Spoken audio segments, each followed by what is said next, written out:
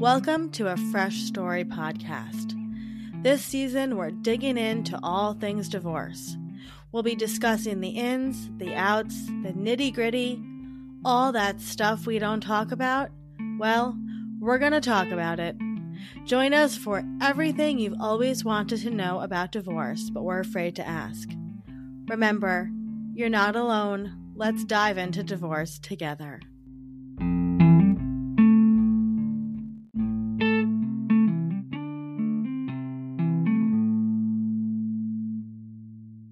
Nicole is the founder and managing principal of Sodoma Law, a marriage-loving divorce attorney and author of Please Don't Say You're Sorry, which we love.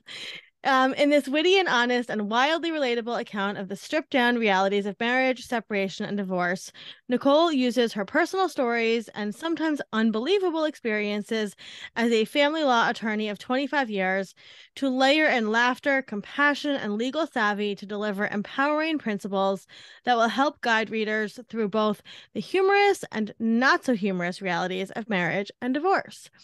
Quickly rising as a national authority on divorce and family law, Nicole's insights have been featured in the Wall Street Journal, Business Insider, USA Today, Washington Post. The list goes on and on. And we are so excited to have Nicole here today. I read Nicole's book back when it was first out a couple of years ago, and I was actually just a couple of years out of my divorce at that point. And, you know, we talk so much about divorce and divorce lawyers, and I feel like there's such I don't know, like we have this like idea of what a divorce lawyer is. And I went through a lot of divorce lawyers during my divorce, and it's a very personal relationship that you build with somebody. So we're super excited to have you here today, Nicole, and chat with you. Yes, lawyers are definitely not a one size fits all. Like No. finding the right lawyer and the person that's going to be your voice can be so hard. And just because you think you heard something about a lawyer doesn't necessarily mean that's the right lawyer for you. Yes, that is, I practice with, I think there are 28 of us. Wow. In the practice. We have a bunch of different locations, but I think there are 28 lawyers, and clients will call and they think they want to have me. And I'm like, let me tell you who you really want. Right. Yeah. There's this other lawyer in this practice that you like, just hypothetically. It's been, I love practicing with a bunch of different humans who have different styles and personalities and voices. It's been awesome.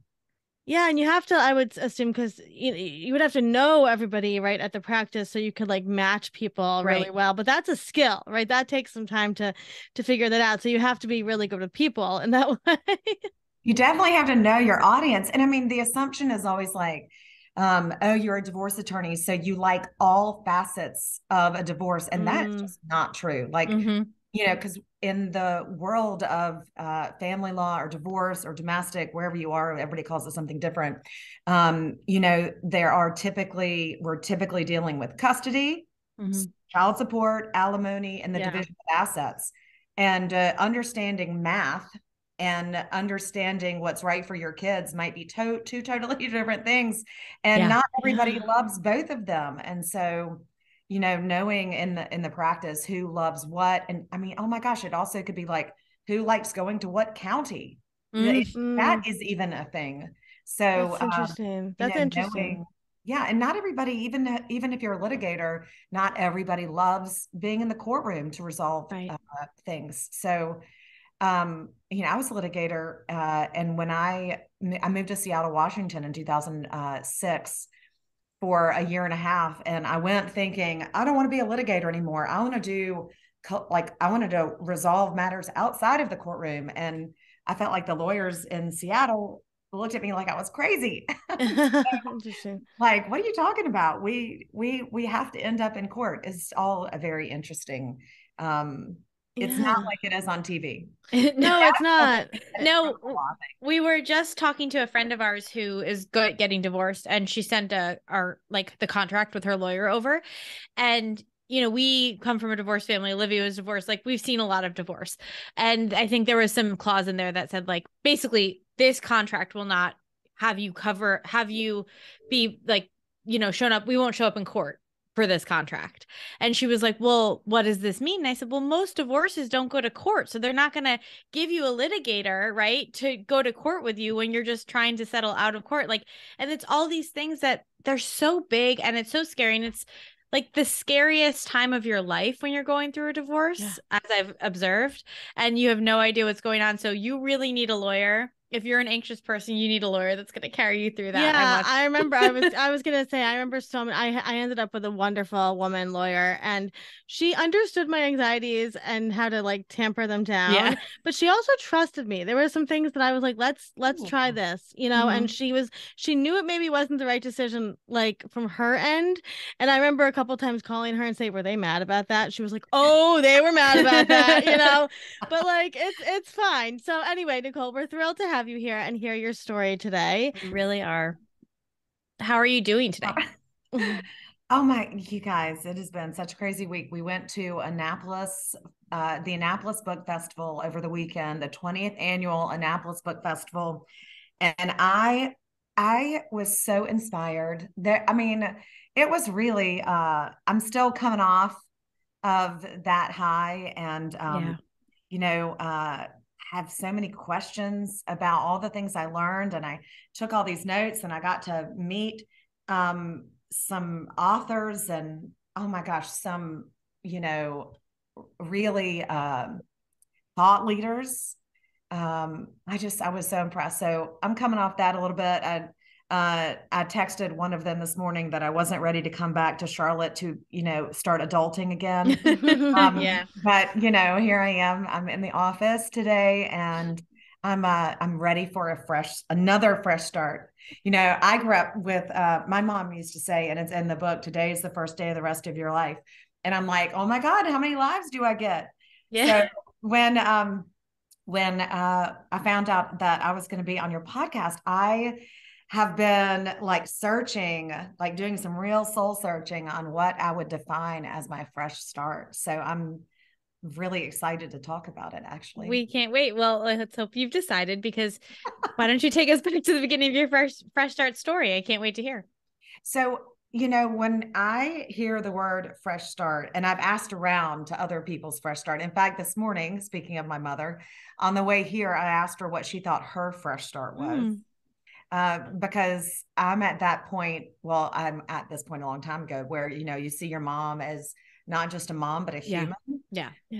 I remember some of those moments and growing up, but like, what I've noticed that whenever you talk about a fresh start, a lot of times people associate it with a relationship. Do you hear that?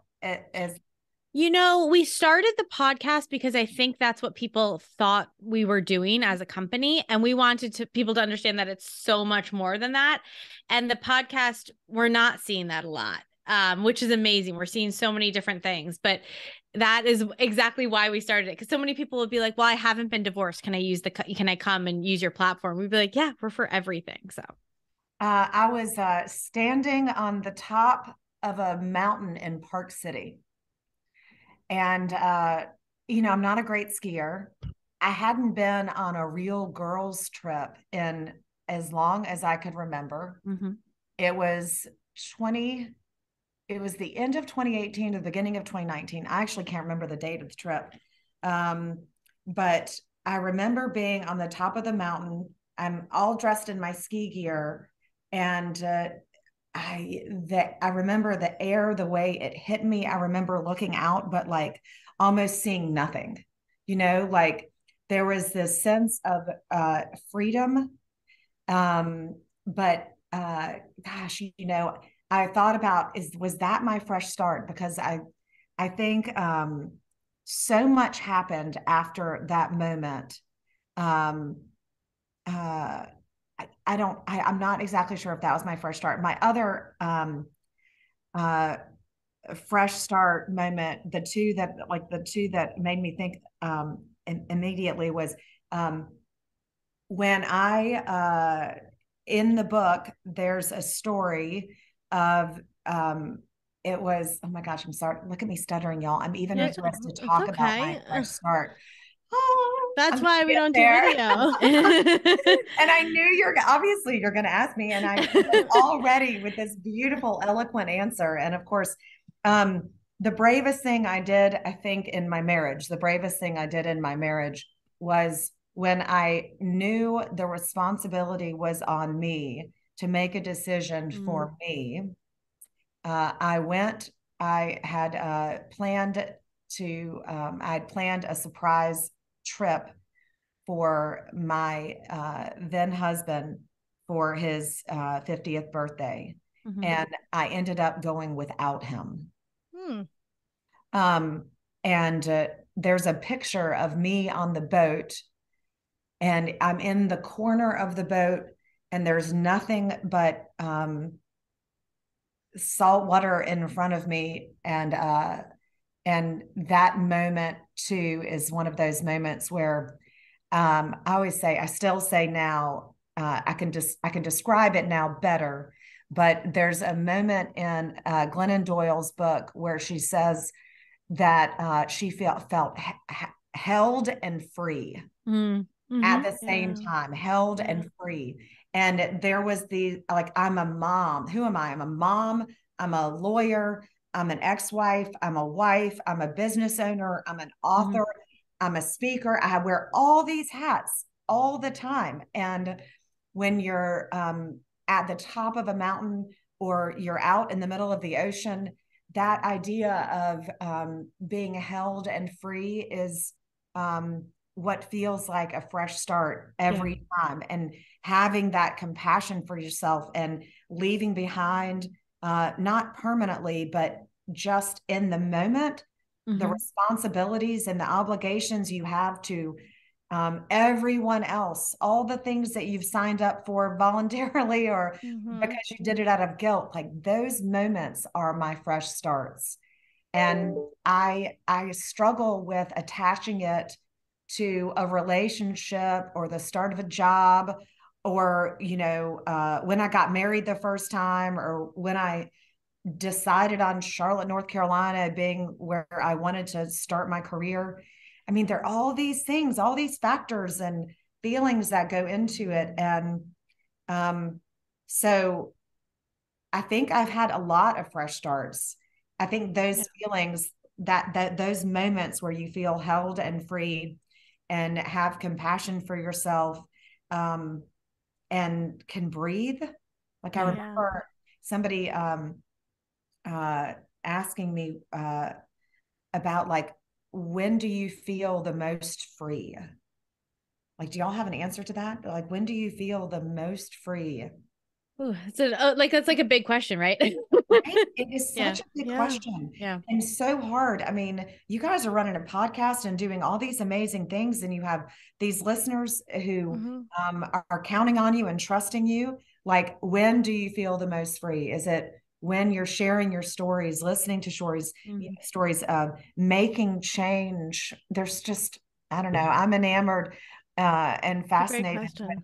When do you feel the most free? And is that the fresh start that you give yourself? Because, like, one of the things I was thinking was, it's the same day, the day changed on the calendar, but it's the same day, but are you looking at it through the same lens? Right. If not, why? These are very deep, amazing questions. I love these. I mean, is this the next book? Are you working out the next book? I love this. I think for me so much, and I so understand what you mean by this, like, feeling of being free and held.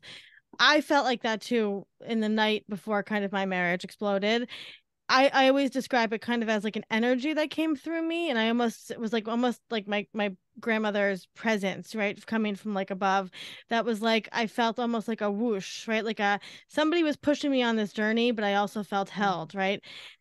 I think for me, so much of it is in the stillness, right? It's in the quiet moments that magic happens, that you can make those brave decisions. But that's where a lot of people get scared, right? Is in those quiet moments. I remember when I was going through my divorce, working with a coach, and she said, Olivia, I want you just to have 1 minute of quiet a day. And I was like, I can't do that. 1 minute of quiet? I can't do that. And it was so I'm scary. the one who leaves at Savasana at the end of a yoga class. I'm the one who leaves before you have to get to that quiet. Exactly. That's so funny. You're like, so, that's gonna be good for me, Nicole. So take us back. I'm really fascinated by your story because you are a divorce lawyer who went through a divorce. So take us back, kind of to the beginning. When did you first get married? Were you young? So I too, and I think I heard you say this. I grew up I always felt like my super divorced family. Yep. My parents were super divorced. They're still very divorced. It's been like 40 years or something. God, it has, I think it has been that long. That makes me old. But that didn't make me unique. Like, in fact, they were married for 10 years, the first 10 years of my life. And they had blended their families and had me, and they made it seem so normal. And so when I got married, I kind of fast tracked everything. So, I mean, I graduated high school when I was 16. I skipped my senior year. I had big plans for what my professional life was going to look like. And I was 30 and not married. And there's all this pressure around, like, when are you going to get, I didn't even know I didn't even know if kids were in my future. I wasn't sure. I didn't have these dreams of white picket fence and all those things. I didn't know any of that story. I hadn't figured that out yet. I got married when I think I was 31 officially. And actually, I was living in Charlotte at the time, and he and I met, and 3 months into our dating relationship, he sent me, I think I put this in the book, he sent me an email, and he was working a bank job. Banking is big in Charlotte, and he had an opportunity to move to Seattle, Washington with his job. And he sent me an email, and I think it was November 3rd, because I ended up getting married on November 3rd. But he sent me an email and asked me if I wanted to move to Seattle. And I had really just gotten warmed up in my seat as a lawyer, even though it was like 5 or 6 years into practicing. And I quit my job and moved cross country, like as if it was not a big deal. There was a lawyer in the courtroom I was against over some period of time. And she said something like, hope trumps experience. Like, I'm still a marriage loving divorce attorney, but I had such hopes of finding the right person. And I really, I have no regrets about the person I married. I have 3 awesome boys. Also, I have 2 dogs. 3. Oh my gosh, I'm so sorry. I have 3 dogs.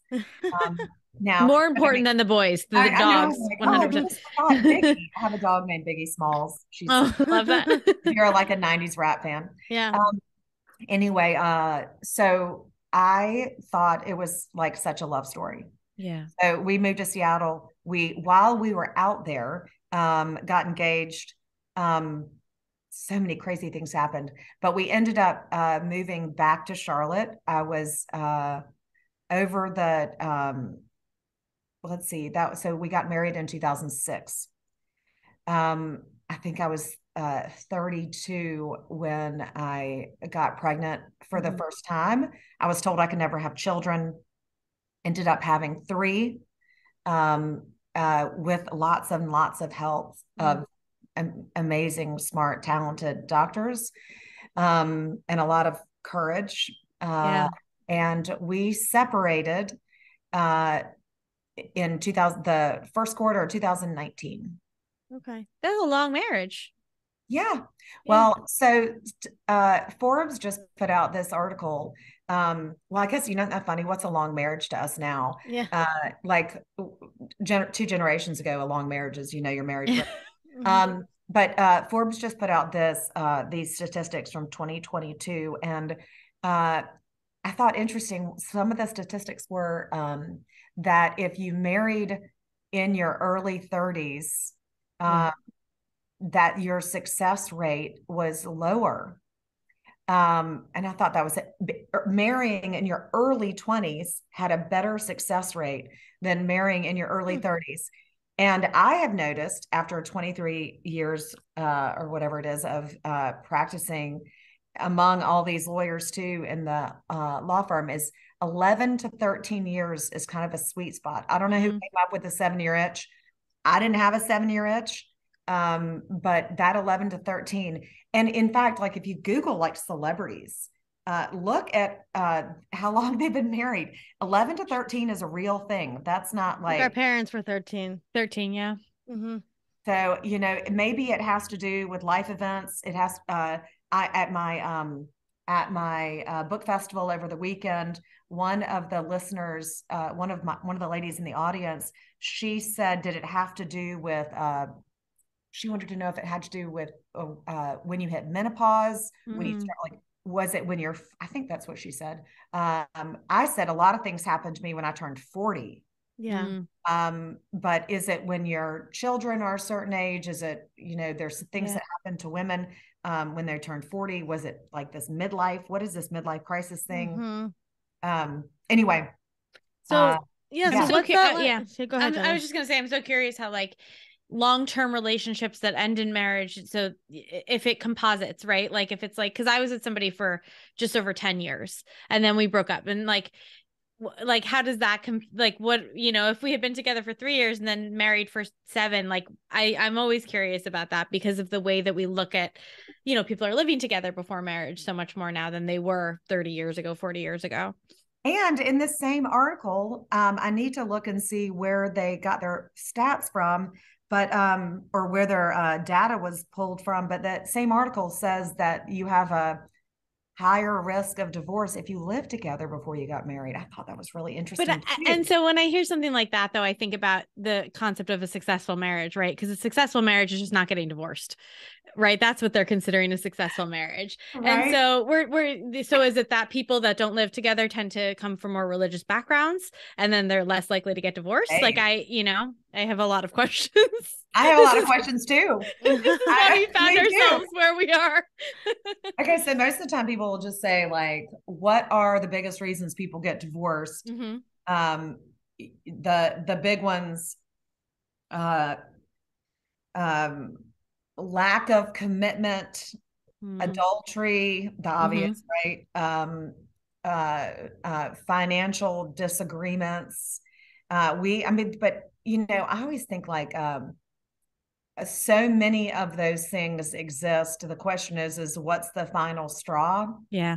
And I can tell you that one of the things that I would have done differently, I should say, I should have done differently, but nobody likes to be shit on, right? So no, we say that all the time. No, nobody likes to be shit on. So I'm going to say what I would have done differently. I don't have any idea if it would have changed the outcome because it takes two of us to want to make change. And you can't force somebody to be somebody they're not, or to want to go to therapy or to like, that's up to them. That's work they have to do the same way you have to do your work. But I was not a great communicator because I think I spend all day advocating for other people. And so by the time I get home, I don't want to advocate for myself. Yeah. Like it's just easier to nod and accept than it is to advocate for yourself. And I'm still I'm still not great at advocating for myself. I still have a hard time identifying emotions and knowing what I'm feeling. And oh my gosh, I'm being so vulnerable. Jiminy Christmas. I love that, but I love that you're saying that because I think that there is like this stigma around divorce lawyers that they're like these hardened people, right? Sharks, like, right? Sharks, right? Like and that don't care about they just want to get the money for their clients and all these things. And I love that you're saying that because you're a real human, right, with real vulnerabilities. And I think that probably makes you the amazing lawyer that you are, is because you can see the vulnerabilities in other people, right? Whereas so what's it like, Nicole? I have to tell you this, because this sounds so ridiculous, but talking about like advocating for yourself, I love advocating for other people, but I didn't even know these things about myself until I met my husband who I married a year ago, you guys. Congratulations. And, thank you very much. We were dating, and we went to get a pizza, and he said, "What do you want on your pizza?" And of course, I said, like, "I'm good with whatever. Like, whatever you get, I'm sure it'll be fine. Like, don't worry about me." And he goes, "No." I said, "What do you want on your pizza?" And I said, "Seriously, like, I'm good with whatever." And he said, "Will you tell me what you like on your, if I wasn't here, what would you order?" Yeah. And I was like, "Oh, I would order pepperoni and mushroom." Like, oh my God, was that so hard? It is hard. It is hard. Yes. And it's hard when you've learned, like you said, to advocate for everybody else, literally as your job. I mean, for me, it's decision making. I get to the end of the day and I'm like, I'm done making decisions. Yes. And for me, I'm engaged and moving in 23 days to go marry my guy. And I am like, it's to get to the end of the day and have him be like, I'm going to go to the grocery store. I'm going to pick out what's for dinner and I'm going to make it. And I'm like, oh, okay. Cause I'm done. I'm completely tapped. And so it's big. And then to have kids on top of it. I was going to say that, to you know, be a mom of I have 2 boys, and it's so much, right? Like they take so much of your energy. Right. So I can't even imagine to come home from working with clients all day like you do, and then to code switch into that mom mode. Of course, you don't have any words to verbalize what you need. I mean, that would be crazy, right? Like, so, what was it like kind of viewing divorce from the other side? Totally changed my life. It changed the way I practice. Yeah. It changed the way, the most fascinating thing to me, I'm sitting in a conference room or a courtroom or somebody's office on the phone, and I'm thinking to myself, there are all these things that my clients didn't tell me. And there are all these things that I wish I would have known, because I think I would have told them other things, but nothing impacted me like going through my own divorce and being able to apply the lessons to the people that I help, the families we serve. Like, when I wrote the book, that was part of the mission was, I think that I included, so like going out onto all my kids are, they like sports, and like being on a soccer field. I described this in the book in more detail, but like, I'm on a soccer field or a football field. I mean, I name the field. I've been on it, usually on it on a weekend and after school, just about every day, it feels like. But knowing that you're leaving without your kids, the loneliness, and but also learning how to cope. The thing that makes me the most frustrated about the taboo subject of divorce is that we don't talk about those moments, but the reality is, and I say this in the book, and I've said it in my practice for as long as I can remember, that it takes 2 to say I do, but 1 to say I don't. And I say it over and over again because we don't talk openly about what happens after people divorce. It's not necessarily going to feel like a fresh start, because the person who decided they didn't want to be married to you anymore is the same person, right? The things that weren't working in your relationship aren't going to all of a sudden start working. And so the people, and also how much work goes into the marriage, like how much, like, and it's good work, but it's not just work on your relationship, but it's work on yourself, because you are going to evolve. The people we marry are not the people we divorce, right? How you evolve together, but also how you evolve independently, because it's so easy to create this dependence on each other for happiness and harmony and peace and success. And then, it's really also easy to forget who you are.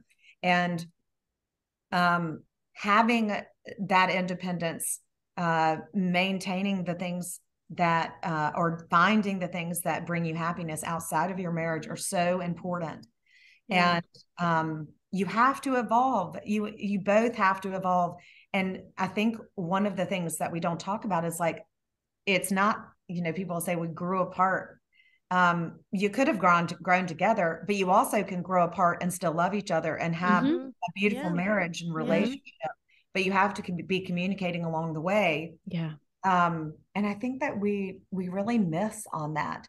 In fact, I got to go back to that same article, and people in this Forbes article, they talked about, and I'm going to pull the data on where they got this, but it was something like 70% of women don't think their partners give enough.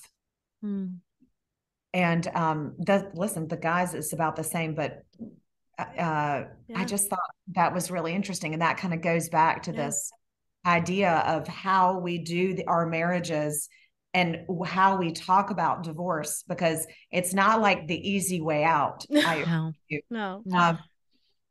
Despite like all the jokes. No, we sometimes it's easier just to stay. I mean, I talk a lot about my breakup, but like, you know, it wasn't bad. The relationship itself wasn't bad. It was kind of exhausting because I did a lot of the emotional and, you know, domestic labor, but it would have been easier to go through the wedding and, you know, pop out a couple of kids with him and do that than blow up my whole life, you know. Well, and how brave of you to recognize that after being with the human for I appreciate so long, that. Right? I received that. I'm it sure was hard. It was hard to do anything but leave when he told me he wasn't in love with me anymore, you know, and I was like, well, I gotta go now. But to be honest with you, he was genuinely surprised I left after that. And I was like, what did you? Yeah, because he wanted you to fight for him. Yeah, right? Which did he want you to fight for him? I think he wanted me to accept what he was willing to give, and I also think that he didn't really consider what he was saying. I think that he didn't for one second think about what that meant. I think he just wanted me to stop bothering him about having children, is what I really think happened. But it's, you know, a lot of the time we say, like, you know, people take the easy way out with divorce, but we all, like you're saying, we all know sometimes it would be so much easier to stay and sort of live in that sort of middle ground of happiness and not happiness, where it's like pursuing joy. That is hard. Like, that can be hard and that can be scary. And that is standing at the top of a mountain and looking out and seeing nothing but fog and snow, right? Or like you said, standing at the tip of a boat and seeing no land. That is pursuing joy. And that's the held but free. I very much get that. I think part of my issue with saying those things out loud is because they sound so selfish. And I was writing this morning. I'm trying to write every day, just a few minutes, like of just right time. And I was writing like about how do you love yourself and can you love yourself first? And what does loving yourself first look like?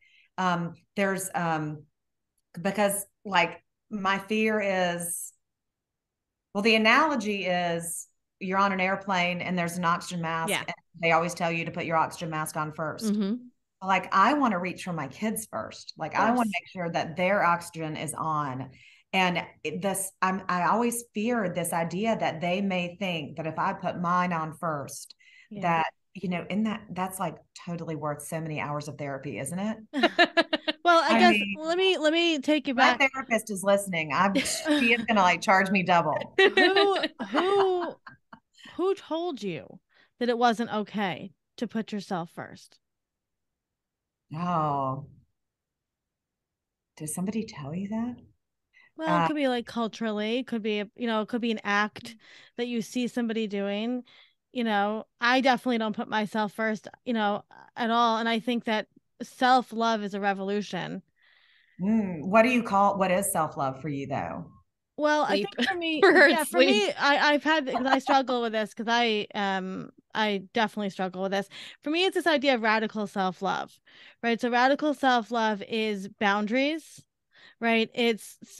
It's giving myself, I'm somebody that needs an immense amount of quiet time to process and write and think and dream.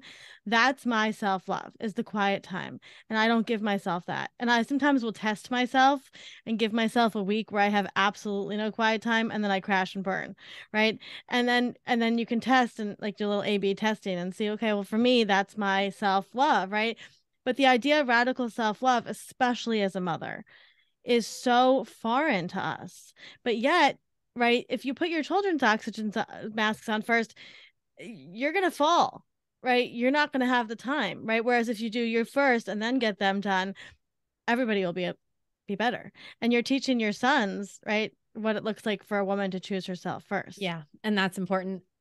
I was going to say the person that told me that I needed to put somebody else's oxygen mask on first was you testing yourself, Olivia, and not letting yourself. I mean, like you know, so much. So I'm moving to Scotland, and that is very hard for me because I think of myself as my sister's caretaker, even though she does not need me to be her caretaker. And you know, I sort of, she's the older sister. And I, you know, cause I don't have kids and I don't know if I will. And, you know, I've always sort of seen myself as like partially responsible to her. And especially since her husband, you know, they broke up and he doesn't live here. So she's a really, really single mom. And it's so interesting because one of the things we talk about a lot is like, you know, I have to go pursue my joy. I have to go be with my person that I, you know, have fallen madly in love with. That it's important for her boys to see people like pursue joy and pursue love. And I think so important for men to see women doing that in the world and pursuing their joy, because it's so easy for women to take that back seat. Oh, it's so easy. And there's so much guilt associated with it. Yeah. I feel a lot of guilt. I'm still working through that, you know, and how to teach it to my kids and to be okay with it myself. And, you know, it makes it really hard if they're hearing a different story. Yep. So, that makes it, that kind of goes back to that divorce thing, you know, like what story are they being told? What story are they telling themselves? Do I trust them to be capable of knowing their truth? You know, it's what so they're hard. saying. It's so hard. But those are some of those lessons that you learn, and really in the quiet time, right? I asked my husband that question this morning. And I wrote down his answer because I wanted to think about it all day.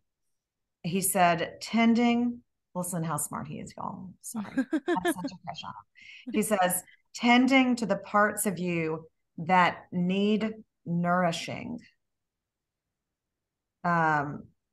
Making decisions about relationships and life that lead to happiness and not harm. I love that. Where did you find this guy? Yeah. Y'all, he got referred to me. Yeah. I love that. Well, that's the short version. The longer version is we had lots of mutual friends, but one of our mutual friends that we didn't realize were mutual, referred him to me because he was going to switch lawyers. I know. That's a rom-com. You got to write that rom-com. Right? I just, a friend of mine over the weekend told me the same thing. She was like, 800 words. I want it. You got Reese Witherspoon vibes over there, friend. You gotta do that. I love that. You know, and I think it all comes down to choosing to respect yourself. Right? And know that you're worthy of all of that. And that's really hard. Are you an oldest daughter? I am a youngest. You're the youngest. Did you feel like you had to girl? The only girl. Okay. Interesting. Right. Yeah. What do you did you feel like you had to hold? What are you saying? Because what does that mean? You clearly are somebody that likes to take care of other people and to be the voice for other people, and probably you're a peacemaker, right? So did you feel like as a child you had to hold things together for everybody a little bit? Well, between my parents, they're faster. They're still a disaster. Yes, I mean but also, I mean, a peacemaker. Have y'all done your That's the second time I said y'all. It's okay. I embrace it. Yes, I've done my Enneagram. I did once. I don't remember what I am, but yeah. I have it written down because I am kind of an oldest daughter, even though I'm not exactly. And I have it in my contact card. Nicole, while she's looking for that, what as a divorce lawyer, what did you look for in a divorce lawyer for yourself? Because I think we have a lot of people who are listening who are going through a divorce, and I'm just so curious what kind of like your top 3 things to look for in a divorce lawyer would be. It was not what I looked for, and like if I had I picked my competitor. That's smart. I mean, you know, I knew who he was from a litigation perspective. When I have conflicts, I send the clients to him. Like, so that was a little easier for me. But what it did, I think, for my ex-husband was it made him assume that I was going to, you know, make it really difficult because the guy's a litigator. And that's where he resolves his cases is in the courtroom, but he is very good at his job. And I knew that the likelihood that if I didn't make sure that he was on my side, he probably would have represented my ex-husband. Yeah. And that wasn't going to work either. But when I advise people on finding the right attorney, spend the money to have the consult to make sure it's somebody you jive with. Yeah. In my county and in the counties where my offices are, they're all paid consults. The free consults are the people that are trying to build their business, usually that don't have as much experience. But that is a market trend, right? So, I mean, that's what you're experiencing and where you live, right? Is to what they're paid for consults. But don't be afraid to meet with more than one person, because the person that you heard about, like I said, or the person that represented your neighbor, your friend, might not be the right voice for you. Second is ask them what their caseload is and set real expectations. This was one of the things that were so interesting to me. My husband right? Even I tried to stay out of his case. I didn't represent him because that would have been weird and not allowed, right? So I didn't personally represent him, but what he understood from a time frame, from a timeline of events was so different than what really happens. And so understanding and talking to your attorney and setting real expectations. If I file this motion today, what happens between now and the time it gets heard? No attorney is probably going to be able to tell you how much it's going to cost. If they tell you specifically how much this is going to cost, you probably should run in the other direction, because they don't know who the attorney is going to be on the other side. They don't know whether, I mean, COVID's going to happen and the whole world's going to shut down. They don't know whether discovery is going to get issued, or if there's going to be some emergency in the meantime, or, oh my gosh, the judge gets sick, or you get rolled on the couch. There are all these things that you have no idea about. So making sure that you have clear expectations. And that also goes to, if I call you on a Monday, when will I get a return call? I used to tell my clients, please set a date and a time on my calendar at the same time every week, every 2 weeks, every month. We are going to talk then. Because if we talk all the time, every day, your fees are going to be astronomical. And you're going to run out of money, and I can't do it for free. Right. I'd love to do it for free, but I can't. So setting real expectations on communications and timeline. That's the second thing. The third thing is, this is going to sound insane, but just like I said, like every attorney has their favorite things to do. Like there's a lawyer in my office.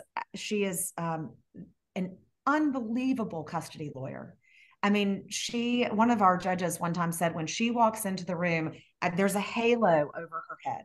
If all she could do was take care of other people's children, manage her custody cases. She's a guardian ad litem. She's a parenting coordinator. She's a custody lawyer. She would do that every day of the week. That's where her real passion is. Does she do all the other stuff? Of course she does. But like her heart is, and her most passionate self is with the kids. So that would be the third thing. I love those. Those are some really, really good advice. I want to type those up and share them. I think that, they'll be great show notes. I one of the things I think watching Olivia get divorced, it felt to her like it was stretching on forever. And it felt like she could reach out to her lawyer, and like her lawyer was very good at getting back to her. But you know, I had to keep being like, she has multiple, you know, this is your divorce, and it feels so personal to you because it is personal to you, but it is her job, and she has all other clients and other things in her own life. And it's so hard to remember that when you are the one that's going through it. It's like, I think I said in the book, it's like a marathon in stilettos. Like it is so tricky and hard and painful. And you don't want to, and the other thing is like what might feel like an emergency to you, you know, like, oh my God, he just did this, or this just happened. You want to share it because you don't know, it's like, you don't know what to do, or does it matter? One of the things that I tell my clients, and I did myself, is I would like write the notes, and I have all these books. I'm going to show y'all. I know that your listeners can hear, but I have all these books, and they're journals, and I make myself a note with a box, and I keep it through the week. And the things that don't get checked off, they weren't really that important. They resolved themselves. They didn't need me. These issues didn't need me, and it wasn't something that I needed to communicate to my attorney because it resolved itself. Now, at some future event, like I want my clients to create timelines, very specific. I want to know exactly what was said. I want to know what happened, who was where. The more details, the more real it is for the client, me, and the judge. If you're going to end up in a courtroom, let me decide what I want to use. Don't keep anything out. I mean, like if you called him a son of a bitch, I want to know that you called him a son of a bitch, and I want to know who heard it. Like, did you say that in front of your children? Right. Then own it. Like, you screwed up. We don't talk like that in front of kids. Right. Well, I mean, little kids. Or the school kids or whatever. You know? But I think that goes back to what you were saying before. It's that relationship, right? Like, and really taking the time to find a lawyer who you're comfortable and feel safe with, and that you can tell those things to, because you have to. I always say, I felt like getting divorced, like going to the gynecologist, right? It's like you're like showing everything to everybody, and it's just really, you know, but yet, and you're a great example of this, the end result is you found someone that you are madly in love with, and you probably feel more free than you ever have, and you have your sons, and so it is a gift, right? It's nothing to say you're sorry for. It's just a really shitty process. It is, but it's a fresh start, right? It is a fresh start, and you are older and wiser, and you've evolved, and you've learned so much about yourself. And wow, I mean, there's something to be said for that. And I'm not like, again, I'm a marriage, love, and divorce attorney. I put together a lot of couples, and I've told them they're not ready to get divorced. Like, this is not the option. But, you know, knowing that, and knowing that you're the only person you can control, you can't want it more than they want it, right? Or you can't want it for them. Right. They have to want it for themselves too. And it takes work, but it's, you know, if you can get to the other side and learn your own coping skills for managing the end of your old relationship, which does not mean that is not easy. No. But also being able to look forward and to find that peace in your new fresh start is can be really rewarding. So yay. Yeah, I love it. Yeah, so yay, indeed. No, it is a yay. I mean, so Nicole, and I had in my vows, I had that held and free in my vows, by the way. Oh, we'll tag Glennon in this. You know, it's funny because when you were saying held and free, and I know we have to go, but when you were saying held and free, I was thinking, and the thing that came to my mind was swimming on this beach with my now fiance, that I had gotten engaged on. I got engaged to my ex on that same beach. Wow. And he and I would go swimming every day when we were in the islands. And there was one, and I wear contacts usually, and I couldn't open my eyes underwater. And I was like, you know what? Screw it. I'm just going to take out my contacts. Like, I have more pairs. I'm just going to take them out. And we would swim together, and I didn't have to prove to him that I could go like out into the deep water to be like cool and worthy and like, you know, a tough girl. I didn't have to do anything. I just could open my eyes underwater, and I could find him, and we would swim together. And that is exactly what comes to mind, is like not having to prove myself to anybody, not having to prove that I'm cool, and having being able to open my eyes and see everything. And so I think of that. Hear yourself. You got to open your eyes and see everything. Isn't that beautiful? Yeah, it's pretty exciting. Oh my gosh, I love it. Nicole, if anybody's going through a fresh start, what would be some wise words that you could impart to them? you give permission to what you tolerate. Yes. I love that. These are not mine, but these are ones that I remind myself.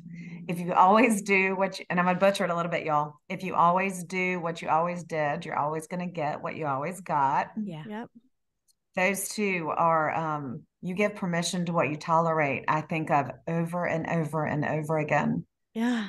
Yeah. So, And that goes with our kind of ethos, which is when you can change the things around you, the things around you change. Yeah. I have that one written right here in the when you change the way you look at things, the things you look at change. Yeah. That's our fresh starts mission. Aligned. And then the last and most difficult question: what was the last thing that you ate and truly loved? In Annapolis over the weekend, I had it was called a California wrap, and it was a breakfast sandwich, and it had potatoes and bacon and eggs and all these other things that I didn't put. And it was in a wrap, and it was so good. And I think the place's name was Lighthouse Kitchen, and they also, a portion of their proceeds went to the homeless, and they also had the best mimosas. Ooh, that sounds like a perfect day. Perfect day.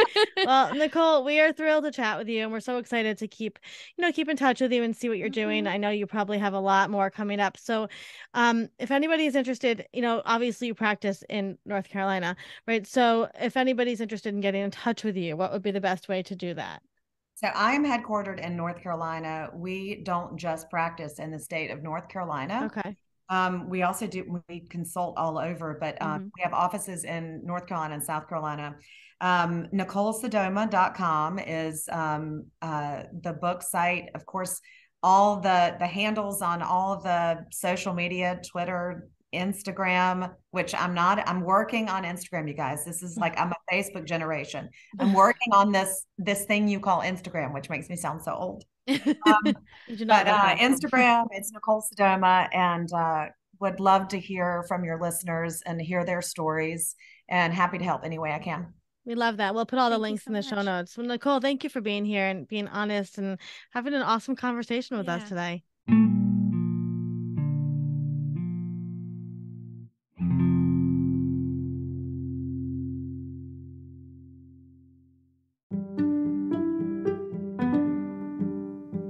Thank you for listening to today's story. We're always here, and we're so proud of you. A Fresh Story is produced by Fresh Starts Registry, the first and only platform for everything you need to begin again. You can read the show notes and learn more about today's episode at afreshstory.com.